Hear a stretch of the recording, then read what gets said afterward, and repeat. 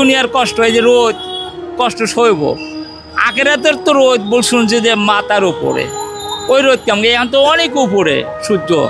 তারপর আমাদের যদি এই কষ্টটা, যদি দুনিয়ার কষ্টটা যদি দিয়ে যদি আমাদের আখেরাতে যদি কোনো মতন যদি ইয়ে করতে পারে, মানে আযাবটা কমাই দিতে পারে, আমরা আল্লাহর কাছে, এই মহান আল্লাহ তাআলার কাছে আমরা অনেক শুকরিয়া। কষ্ট তো হবে বাবা, দেখুন কষ্ট তো হবেই। রোজা থাকে গাড়ি চালালে কষ্ট হবে না? ওই যে চালাইতেছি, দম নিতেছি, এভাবে না পেটে খায় করা লাগবে, তাছাড়া উপায় নেই।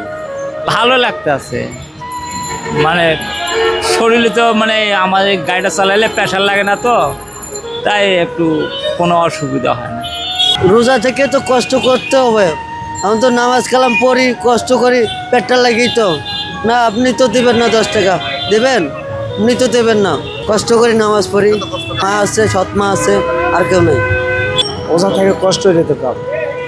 আর একটা কথা কি, এই মানুষ যদি একটা মাস যদি রোজা থাকে নাও কষ্ট করতে পারে, তার কাছে কাছে কী বিচার দেবো?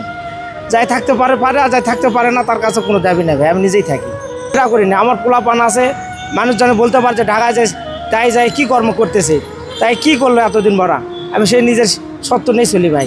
কষ্ট হলেও কিন্তু গাড়ি তো রোজা থাকা লাগে বাবা, আল্লাহর নিয়ামতের জিনিস না করলে হবে। আর কষ্ট হলেও রোজা রাখাই লাগবে, করাই লাগবে, যেহেতু মুসলমান আমরা।